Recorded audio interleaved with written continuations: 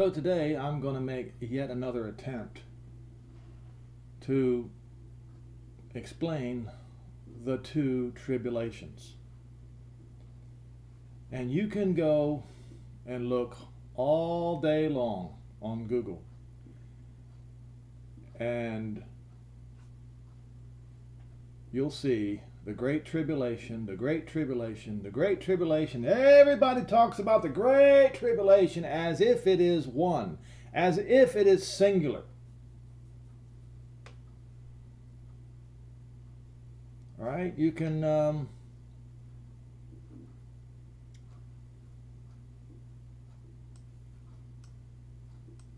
another here. Let's go look it up.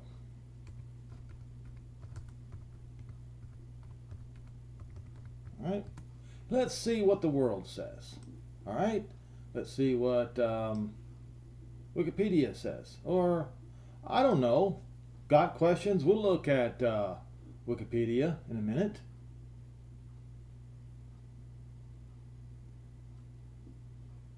All right.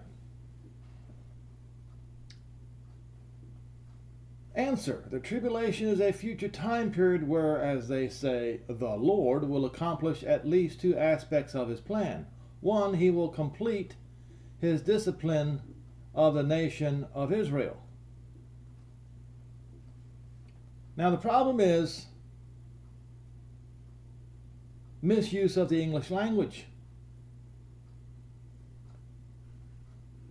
It should read, his punishment on the nation of Israel will be finished. If you're talking about the last tribulation.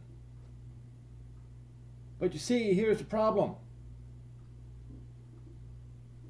There's two tribulations.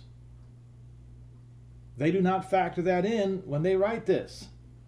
Then it says, and he will judge the unbelieving, godless inhabitants of the earth. Revelation 6 through 18. The length of the tribulation is 7 years, he says.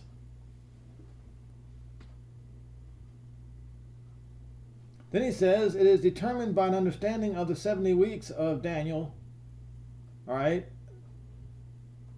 And also see the article on the tribulation.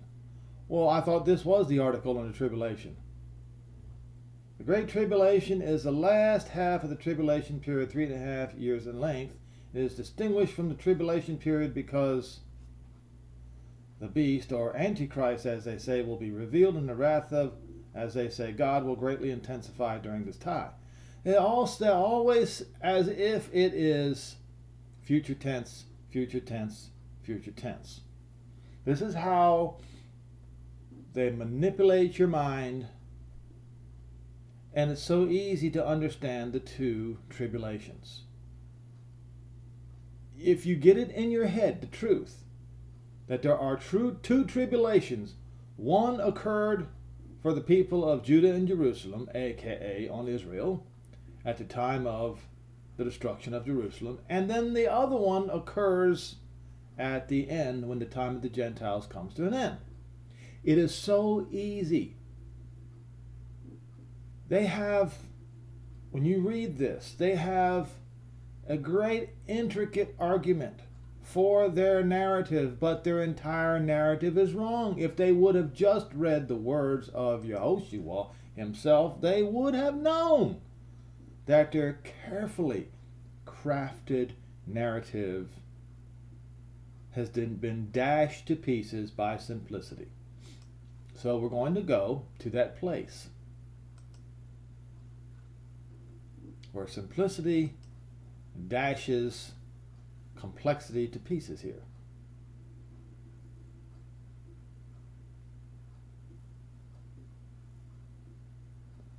And you always have to use Matthew 24 along with Luke 21. You have to.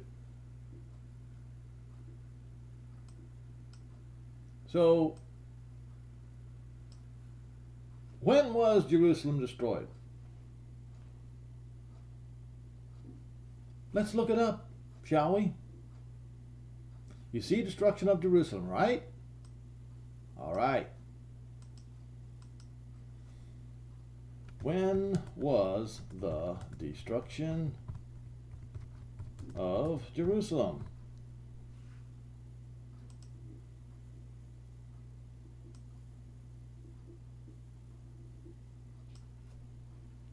What do you see? Huh? What do you see, folks?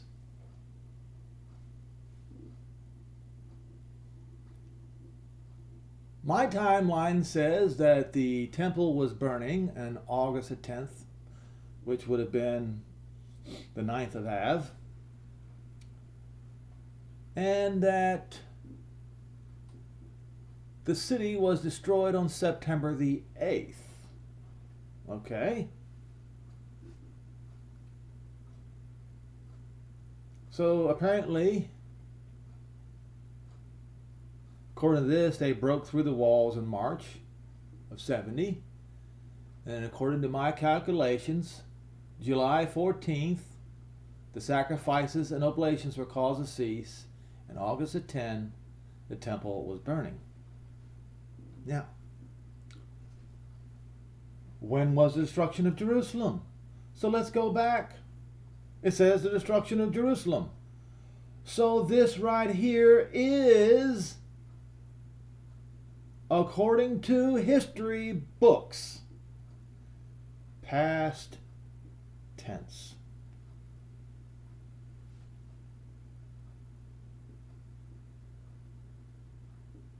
Past tense, folks. Everything that happened from verse 20 to 24 happened from 67 to 74, which was 7 years. It's documented.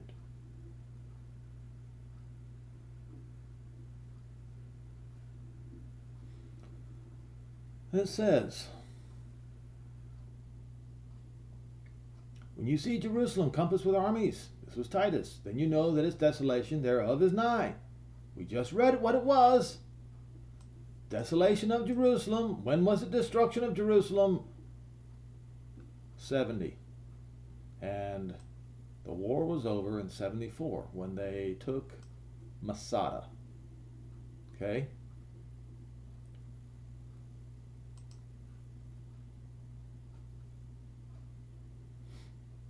And let them know which are in Judea. Now, how many Israelis are in Judea today? Not a whole lot. Because the Gentiles don't want the Jews to live in Judea and Samaria. Flee to the mountains, and the mountains would be the mountains of the south, in the Sinai area. And let them which are in the midst of Judea depart, and let them not which are in the rural areas enter back. For these are the days of vengeance. That's it. There is no more future days of vengeance on Jerusalem. It is those days. Don't sit here and say, oh, no, let's go for the future. No. This is the day of vengeance. Why don't you just read it like it says? Why don't you use Strong's Concordance to make sure you know what it says? These are the days of vengeance. There is not another day of vengeance upon Judah and Jerusalem. It already occurred. So that all the things which are written in the prophets, may be fulfilled. But woe to them that with child and those that give suck in those days, for there shall be great distress. This indeed was great tribulation, but upon who? Judah, Judea, and Jerusalem. Those were the days of vengeance.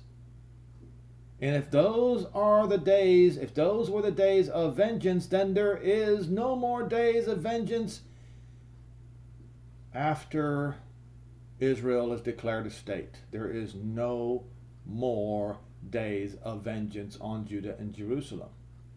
That's it. I don't care what you say. I don't care what your preacher says. They put forth these elaborate arguments that are not even worth the paper they're written on. But woe to them with child that gives suck in those days, for there shall be great distress in the Arets. Distress, compulsion, and violence. Violence. It can also mean to torture someone. It is terrible distress.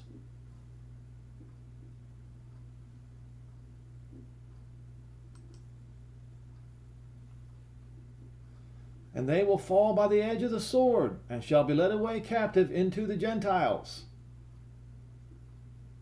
And Jerusalem shall be trodden down by the Gentiles, until the times of the Gentiles is complete, fulfilled, finished, done, complete, or past. So until the time of the Gentiles has passed, it is over. Then what?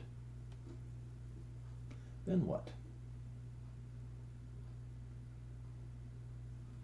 And there shall be signs in the sun. Joel 3. Talked about it in my latest video. The one that discusses the man at the Vatican, how he claims that there is going to be yet another flood, when it is written in the scripture that there shall never ever be a flood again, and the rainbow is the token, the sign of that covenant between Jehovah and man and all his creation. Shall be signs in the moon, sun and the moon and the stars, and upon the earth distress, same word, of the Gentiles.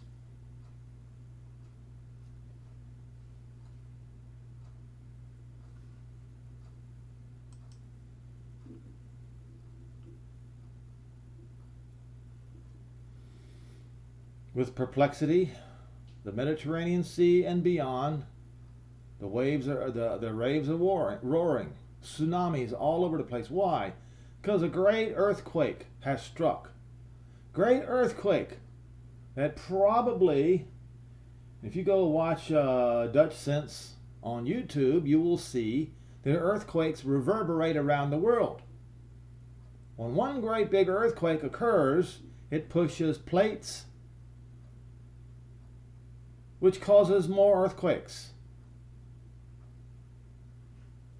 And it says, men's hearts failing them and looking after those things which are coming on the earth, because the powers of heaven shall be shaken, and then will see the Son of Man in a cloud with power and great glory. And when you see these things come to pass, then look up and lift up your heads, for your redemption draws nigh. Who's he talking to? Who is he talking to? Jews. He's talking to Jews. Look, here's the conversation. And as some spoke of the temple, how it was adorned with goodly stones and gifts, he said, as for these things which you look at today, the days will come in which there will not be one stone left on another that will not be thrown down.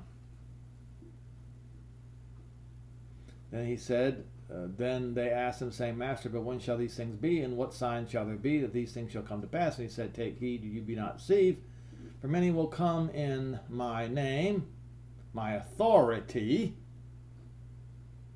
claiming Moshiach status or Messiah status, right? and claim that the time draws near. Don't go after them. All right. So he's talking to the people that are around him, and they are they're standing around the temple area. So they're Jews, they're Hebrews he's talking to. So he's telling them, when the time of the Gentiles comes to an end, and then you see this, then you, the Jews, lift up your head.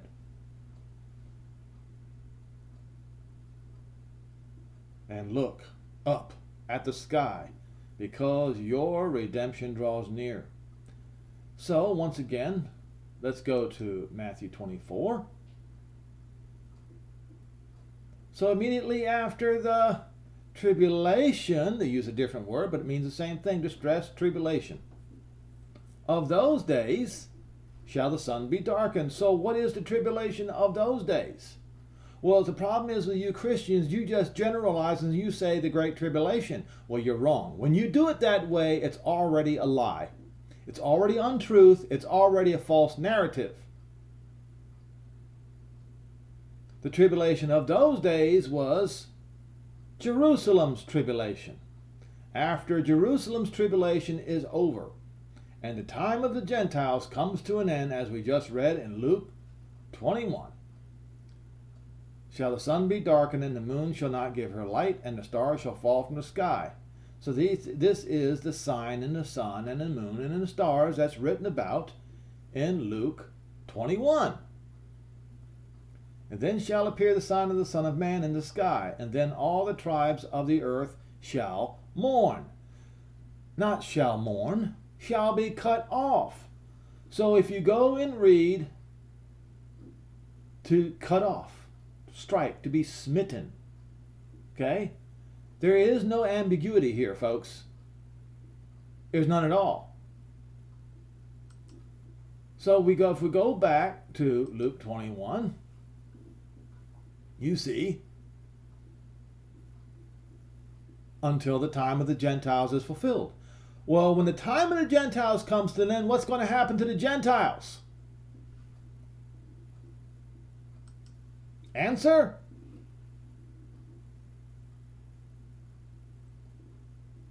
They're going to be cut off. And they shall see the Son of Man coming in the cloud of the sky with power and great glory. And he will send his messengers with the great sound of a trumpet. According to Zechariah 9, during the great storm of Yemen, as I pointed out in a couple of videos ago. And they shall gather together his elect from the four winds, from one end of the sky to the other. Watch this.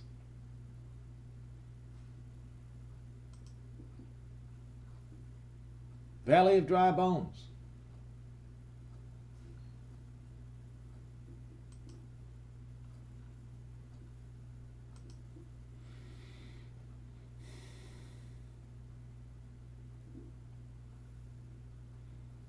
The hand of Jehovah was upon me and carried me in the spirit. And Jehovah set me in the midst of the valley, which was full of bones, and caused me to pass by them round about. And behold, they were very, very many in the open valley. They were very dry. And he said unto me, Son of man, can these bones live? And I answered, Jehovah, or Adonai Jehovah, you know the answer. And again he said unto me, prophesy upon these bones, and say unto them, you dry bones, hear the word of Jehovah. Not the Lord, Jehovah. Stop abusing his name. Thus says Jehovah Elohim unto these bones, I will cause my breath to enter into you, and you shall live. And I will lay sinews upon you, and you will bring you up flesh upon you, and cover you with skin, and put breath in you that you may live. You shall know Jehovah. That's what it says. You're going to know him. So I prophesied as I was commanded. As you can see, where they're in the state that they are at that point, they don't know Jehovah. And I prophesied, and there was a noise, and behold, a great shaking, great earthquake. Well, that's interesting. Those of you who are mindful concerning the scripture, you'll understand what this means. And the bones came together, bone to bone. And when I beheld, the sinews and the flesh came upon them, and the skin covered them, but there was no breath in them. Then he said unto me, prophesy unto the wind. Prophesy, son of man, and say to the wind, thus saith Jehovah, come from the four winds, O breath. Why did he have to say that? Because he's going to gather the elect of Israel from where?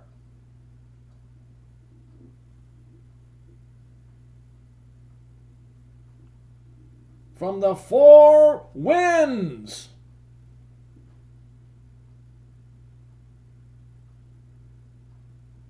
From the four winds. And watch this. Now, I don't care who you are. I don't care what you think. This is concerning Ezekiel 37 is concerning Israel. If you try to interject and put church in there, then you are blaspheming.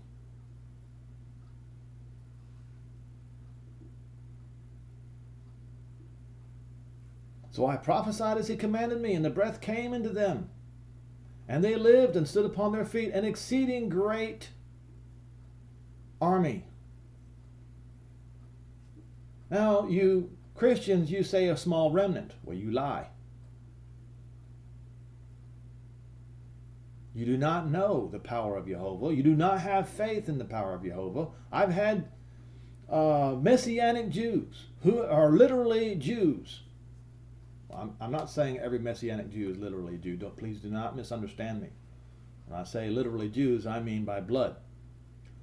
Who have told me that it's just a remnant. Well, you are in error and you do not know the scripture. Exceeding great army. Then he explains the vision, okay? Now, there's a lot of you Christians out there, you don't go into the explanation of the vision because it will destroy your narrative. Well, what I'm going to do is I'm going to do something that's going to destroy your false narrative. Verse 11, he said unto me, son of man, these bones are the church.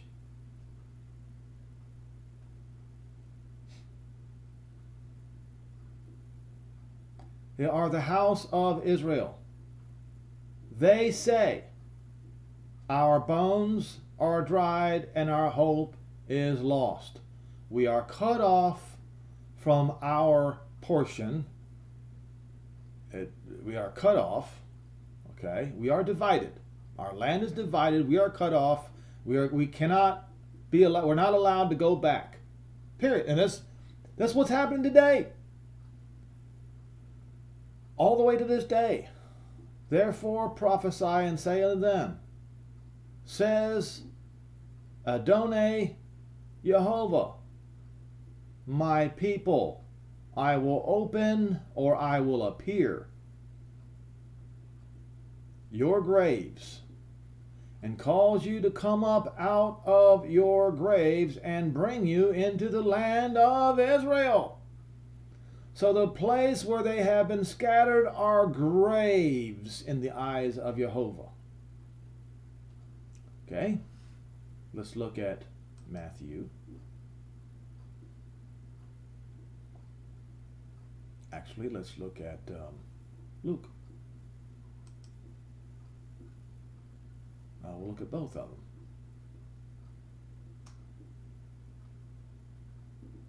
That's not Matthew I need to look at. Okay. Immediately after the tribulation of those days, after Israel's tribulation, shall the sun be darkened, and the moon shall not give her light, and the stars shall fall from the sky, and the powers of heaven shall be shaken. Then shall appear the sign of the Son of Man in the sky, and all the tribes of the earth will be cut off. Well, except who? Except Israel. When they shall see the Son of Man coming in the cloud of the sky with power and great glory, and he will send his angels with a great sound of a trumpet, and they will gather together his elect from the four winds. Right? We saw from the four winds. From one end of the sky to the other. Let's go back to Ezekiel 37.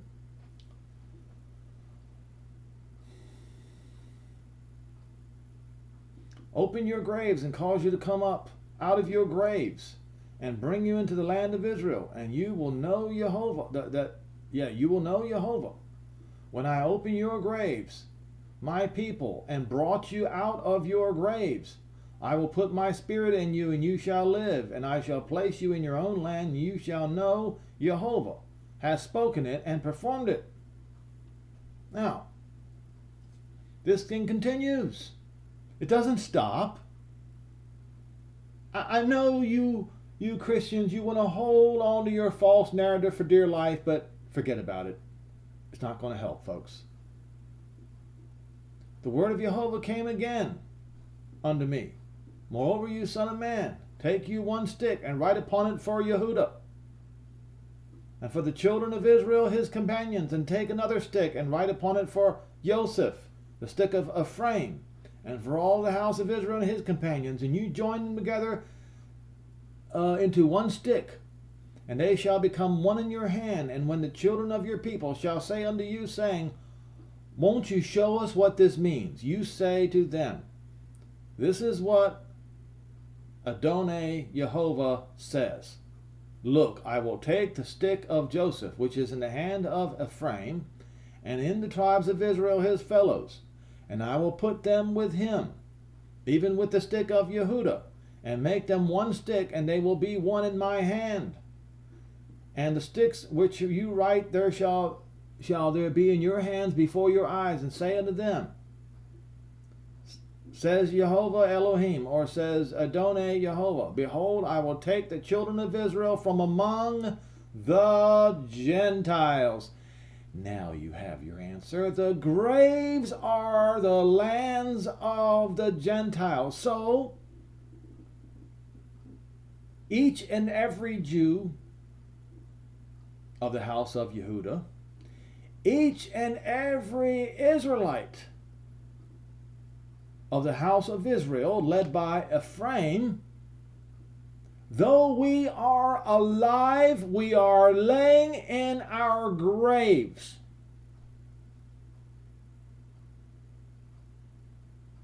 The nations, the lands where we live in, is a grave. The United States of America is a grave, is a sepulcher. The United Kingdom is a sepulcher. Rome is a sepulcher. Russia is a sepulcher. South American countries are all graves. All of Europe is all graves where the people of Israel are scattered among the Gentiles. I will take the children of Israel from among the Goi, where they be gone, and I will gather them on every side. That is, from the four winds, north, south, east, and west. And bring them into their own land, and I will make them one people in the land upon the mountains of Israel. And you see what happens in the next chapter. And in the next chapter. And one king shall be king to them all. They will no more be two. It will not be the house of Israel and the house of Judah anymore. They will all be the house of Israel. Neither shall they be divided into two kingdoms anymore at all. Neither shall they defile themselves any more with their idols, nor with the detestable things, nor with the transgressions, but I will save them out of all their dwelling places, where they have sinned, and will cleanse them, and they will be my people, and I will be their Elohim. And it should read, Ben David, my servant, shall be king.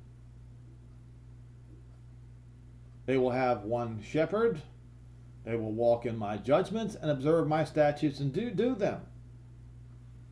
And they shall dwell in the land that I gave unto Jacob my servant, where your fathers have dwelt. And they shall dwell there, and their children and their children's children forever. And my servant Ben David shall be their prince forever. I will make a covenant of peace with them, and it shall be an everlasting covenant with them. What covenant is that? covenant of peace that the Gentiles hate so much. It's written in Jeremiah 31 verses 31 through 34, where he's going to forgive Israel's sins and remember them no more. And they're all going to know Jehovah. Nobody's going to need to preach to the Jews because they will all know him. I will multiply them and set my sanctuary in the midst of them forevermore. My tabernacle shall also be with them. I will be their Elohim, and they will be my people. And the Gentiles shall know that Jehovah sanctifies Israel, when my sanctuary shall be in the midst of them forevermore.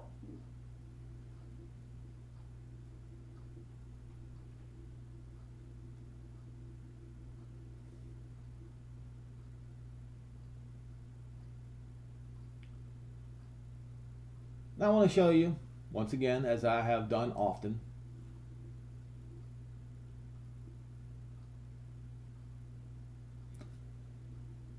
I have shown you many times ecclesia and synagogue. I've shown you this. I've shown you how ecclesia has this crown on her head and a golden cup in her hand and a scepter in her hand with a cross on it. Now what I'm going to do is this. Look at this with grinnelleducation.edu. I hope that I don't have to search through the whole thing.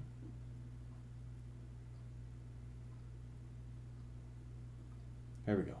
In medieval art and architecture, ecclesia and synagogue were the symbolic representations of the Christians and Jewish faiths, portrayed by two female figures. Ecclesia representing the Christian church. Folks, this is accurate, this is true. Was proud and triumphant, with a crowned head being held high and bearing the cross. By contrast, synagogue representing Judaism, shown downcast, forlorn in her defeat, bearing broken tablets and blindfolds.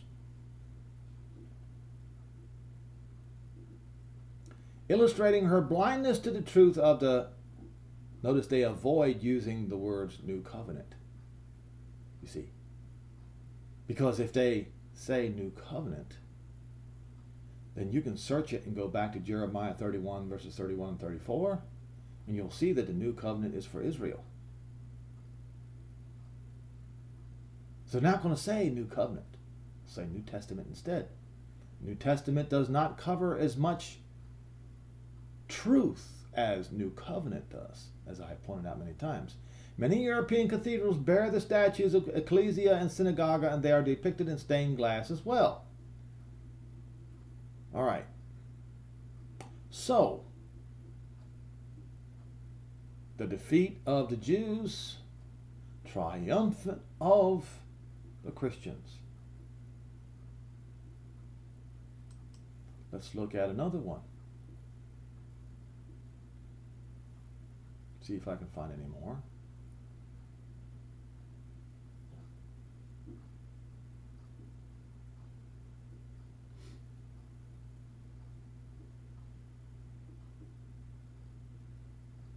See if this has anything in it worthwhile looking at. The literature against the Jews, Contra Lydios, was crucially influential in shaping of Christianity during the centuries following the crucifixion, particularly during the period when Christianity remained outside official Roman toleration. And yet this phenomenon did not decline in the Middle Ages, when Christianity emerged as a supreme power in the Western world and Judaism could no longer threaten it in any way. The Jewish response to this literary practice did not arise for some time. Yet from the 12th century onwards, the effort to counter Christian ideological attacks became central intellectual activity and a pressing concern on the part of Jewish scholars in the West. Although both Latin and Hebrew polemics were often intended first and foremost for local audiences in order to satisfy their local needs and intellectual demands. They also engage each other and raise urgent theological, cultural questions in doing so. I think I'm on a wild goose chase here. So let's find another one. I think what I need to look at here, there's several.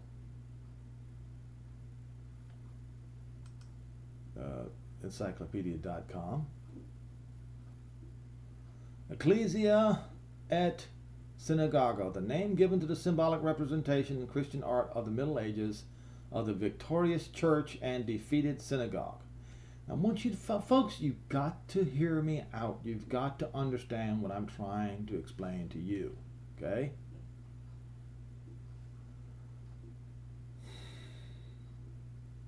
Victorious church, defeated synagogue. Is that what Paul meant when he said to the Romans that boast not against the branches?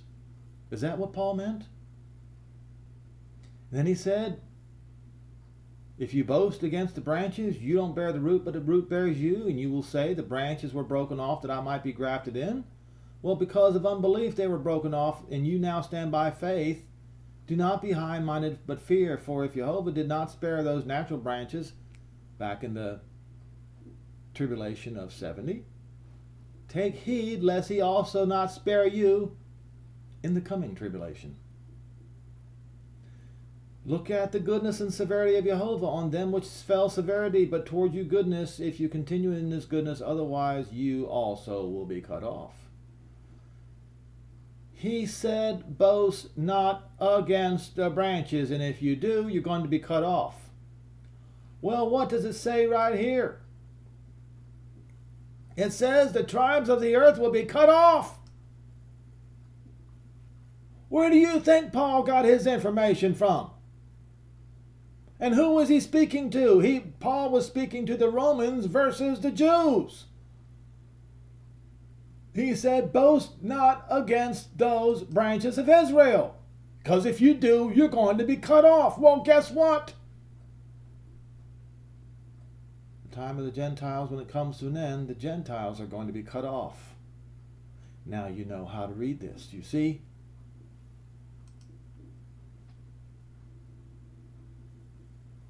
Because they were supposed to partake jointly. Do you see that? They were supposed to partake jointly as co-partners, not as the victorious church and the defeated synagogue. That's not the way it was supposed to be. They disobeyed the words of Paul. They rejected the words of Paul, and because of that, Paul warned them that the Gentiles would also receive a great tribulation, that they would be cut off. That's what he said.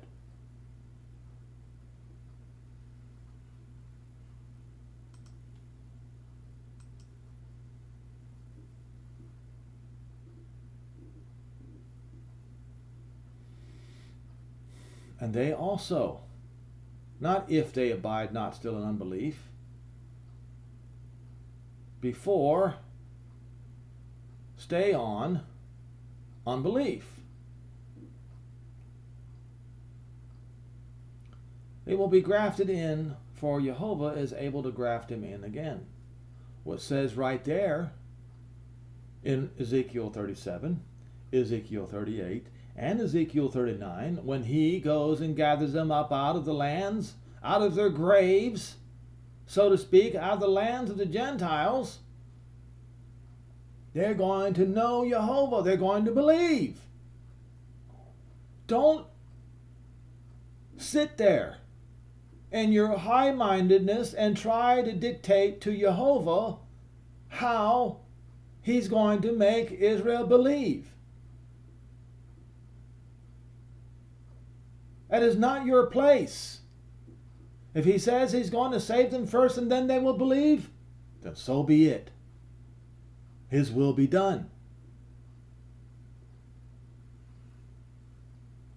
And if you were cut out of an olive tree which is wild by nature, and were grafted in contrary to nature into a good olive tree, how much more shall these which be the natural branches be grafted into their own olive tree? Hold on. I want to go right here where it says life from the dead. Verse 15, for if the casting away of them, which is temporarily, means the reconciling of the Gentile world, what shall the receiving of them be but life from the dead? Well, obviously, Paul is talking about Ezekiel 37, is he not? Didn't we just read that Jehovah explains it so thoroughly and so well? It is impossible for you not to understand, unless, of course, you are polluted and blinded by a false narrative, you see. He says he's going to save them out of all the dwelling places where they sinned. And I will cleanse them. They're going to be sinners coming out of the lands of the Gentiles. He's going to bring them back into the land and cleanse them and put his spirit in them. Don't sit here and tell Jehovah what he can and cannot do with his people, with his power, and with his grace. That is not your place.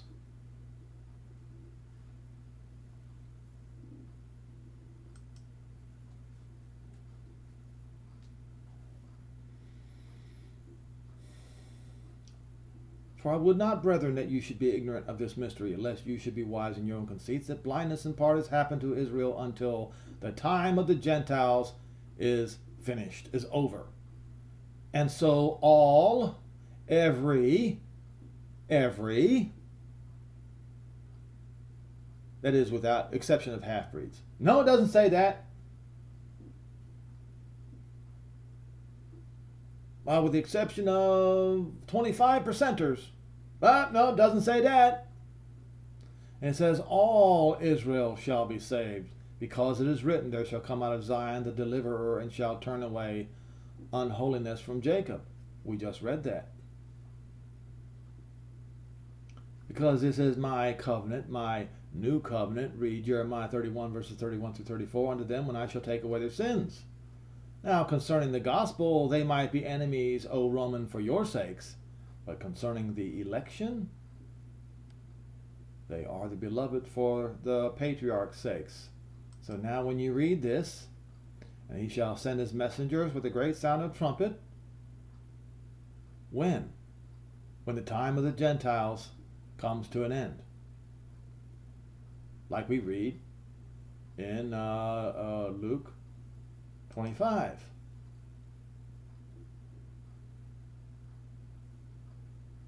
When the time of the Gentiles is fulfilled, comes to an end. Okay?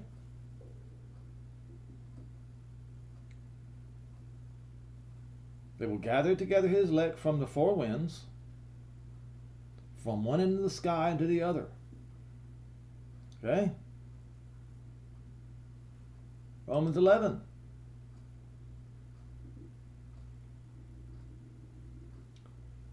They are the elect for the patriarch's sake, because the gifts and the calling of Jehovah cannot be changed, cannot be repented of. For you, Romans, in time past, you haven't believed, yet now, at that time, not today, they do not believe today. But now you've obtained mercy only because Israel did not believe, because of their unbelief.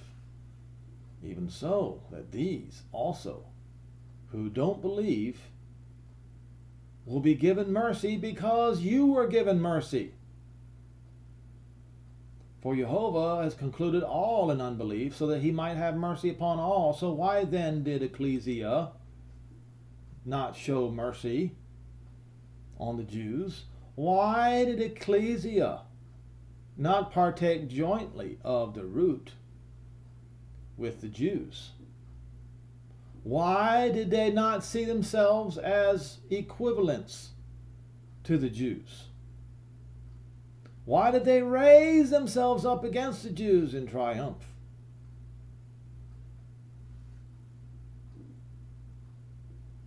The church is shown erect and triumphant, bearing the cross. The synagogue is usually blindfolded and dejected, bearing a broken staff, and sometimes decorated with the tablets of the Ten Commandments, symbolizing the Old Testament. The best known statues of this type are on the exteriors of cathedrals of Strasbourg, Bamberg, and they're also found in Reims, Paris, and Bordeaux. In England, they figure generally in a mutilated condition in Rochester, Lincoln, Salisbury, and Winchester. The representations of these blindfolded synagogue was paradoxically reflected even in Jewish manuscript art, as for example in the miniature blindfolded Torah with her spouse, the people of Israel, in a 14th century manuscript prayer book. Okay? Possibly having symbolic meaning representing the Torah and the people of Israel. So this is how the Gentiles view the Jews and the people of Israel. Well,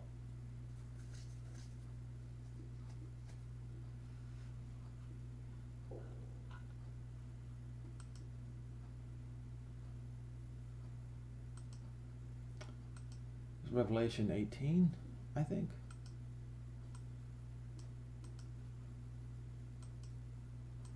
Seven or 18.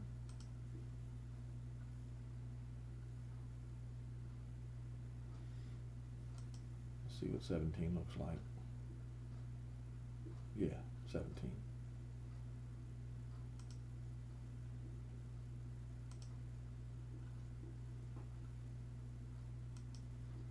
Now, the church did not have to depict themselves as a woman, but they did. They did not have to put a scepter in her hand with a cross, but they did. They did not have to put on the statue a crown on her head, but they did. And they did not have to put the golden cup in her hand, but they did.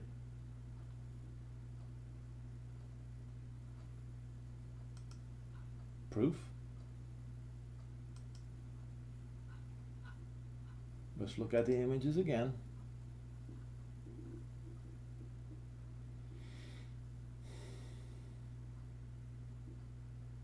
There they have synagogue, blindfolded. And then they have the church, the golden cup in her hand, the cross and the staff, the scepter in her hand, in her other hand, and a crown on her head. They did not have to do this, folks, but they did in a triumphal manner. There it is in these cathedrals, folks. There it is, folks. See if I can get a better picture of it. Where is it? The idolatry here is just ridiculous. Ecclesia of the church, they say. Alrighty then. If we're going to go there, then we're going to go there. There came one of the seven messengers, which had 7 vials, and talked with me, saying unto me, Come here, and I will show you the judgment of the great whore. The entire Christian church is a great whore. That's what it is. That sits upon many waters. Now it's a representation. Rome represents it too. Okay. Well, what I'm saying is, when you Christians, when you establish yourself as ecclesia and make those graven images of yourself as that woman with a crown on her head and this golden cup in her hand and all of that, triumphing over synagogue, you are the one that says the church is the great whore. It is you, with whom the kings of the earth have committed fornication. I'll give you a really good example. In many ways they've done this, not just one way, but here's a very prime example. Let's look at Germany, for instance. Did you know that the government collects tithes from the people for the Catholic Church? Did you know that? Tithes. Wow. That's fornication, folks. And also 503C tax exempt status in the United States is also fornication. And the inhabitants of the earth have been made drunk with the wine of her fornication. What happened? Well, that cup was filled with the blood of the Jews. See, she was drunk with the blood of the Kodesh, it says.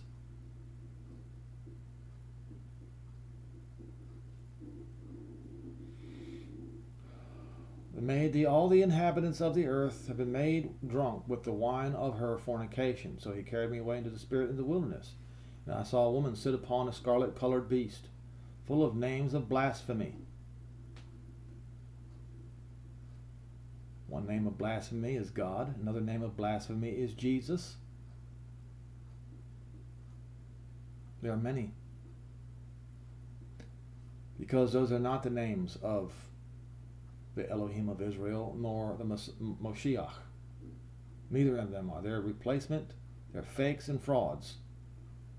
Having 7 heads and 10 horns, and the woman was arrayed in purple and scarlet color, and decked with gold and precious stones, and pearls, having a golden cup in her hand, full of abomination, filthiness, and her fornication.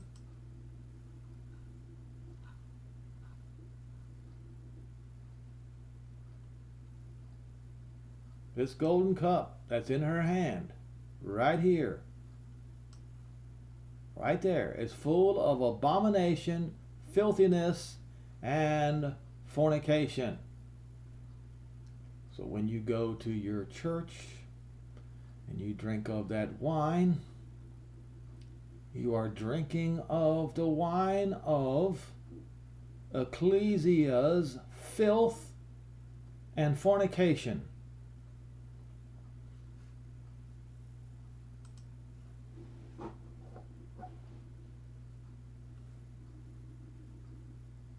And upon her forehead was a name, Mystery, Babylon the Great, the mother of harlots and abominations of the earth. And I saw the woman was drunk with the blood of the Kodesh, not Hagios. The word in Hebrew is Kodesh.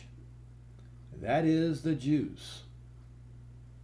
And with the blood of the martyrs of not Jesus, because you see, the church, they have chosen Jesus as their Savior, but we're talking about Yehoshua, the Hebrew Messiah, not Jesus the Greek.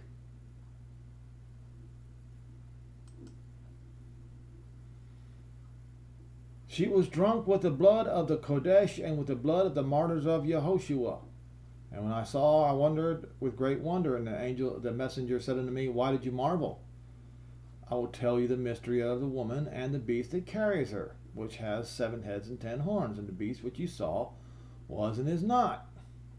And it shall ascend out of the Abyssos, that is the Mediterranean Sea, and go and destroy Jerusalem. And he did. And they that dwell on the earth, whose names are not written in the book of life from the foundation of the world, the Gentiles, because you see, Israel's name was written in the book of life from the foundation of the world. The Gentiles were not. When they see the beast that was, is not, and yet is to come. I've already done this thing about that particular beast in a previous video. It's very, very simple. It's really not hard to understand. I'll do it again. I don't want to spend too much time on this.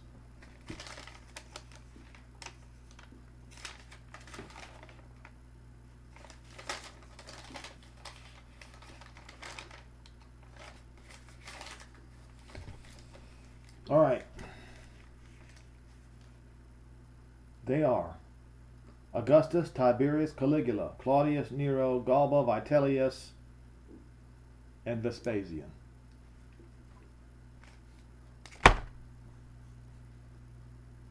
Vespasian was the one that destroyed Jerusalem, therefore the man of perdition. And all who sit on that throne after him, all who sit on the imperial seat of the Caesars after him, today he calls himself Francis, they are the son of perdition.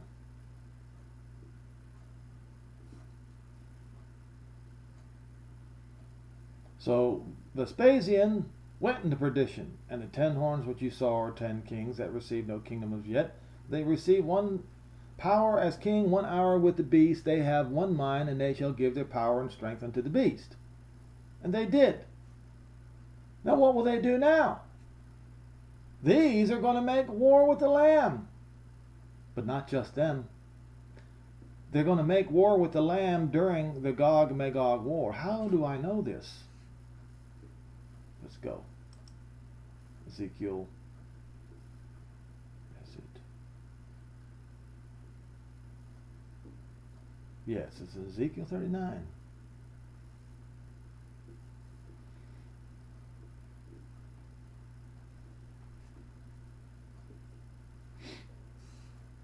Starting in verse 1. Son of man, prophesy against Gog and say, Jehovah says, Gog, Rosh, prince of Meshech and Tubal, return, lead on, go up and come from the north parts, and bring you upon the mountains of Israel. We just read in Ezekiel 37 that he's going to bring the people of Israel back to the mountains of Israel. This is a reaction to this, I think. And I will smite your bow out of your left hand, and will cause your arrows to fall out of your right hand, and you shall fall upon the mountains of Israel, you and all your bands, and the people that are with you. And I will give you to the ravenous birds of every sort, and to the beasts of the field, to be devoured, and you shall fall upon the open field, for I have spoken, it saith Adonai Jehovah. And I will send a fire on Magog, and also those that dwell in security in the coastlands. That's the Mediterranean Sea, the beast that rises out of the sea. And there's your mystery, folks. Christianity. Now people will say, well, Turkey is not Christian. Really? Who taught Muhammad? Christian monks.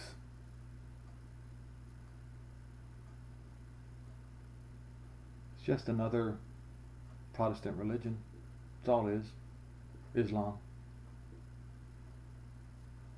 They believe in Jesus too. The Jews don't. I don't. So the Muslims are essentially Christians.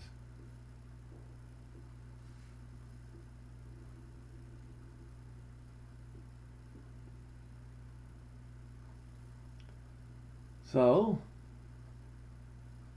my holy name is going to be known in the midst of my people Israel. And I will not let them pollute my holy name anymore, and the Gentiles shall know Jehovah, the Kodesh of Israel. It is come and done. It's going to happen. There is nothing you Gentiles can do to stop it. You're going to send your armies. You're going to, in the name of Jesus, you're going to send your armies. Without a doubt, the man at the Vatican is going to order them to be sent, and you will obey him. This is the day that I have spoken of. That is the day. All right then.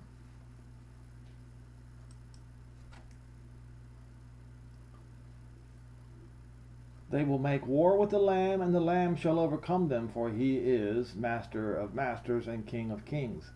And they that are with him are called electos. They are the elect. Israel is the elect. And faithful. All right? Now,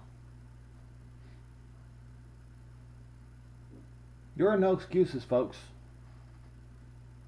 Tribulation is coming upon the church, is coming upon Rome, all things Christian, because, as Paul said, they boasted against the branches of Israel. They raised themselves up high in triumph. They did not have mercy upon the Jews. They only had judgment.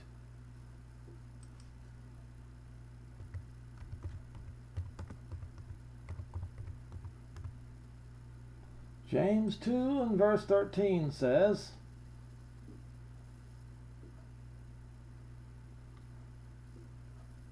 "For judgment without mercy shall be shown to any one who has not been merciful, because mercy," not boastfulness.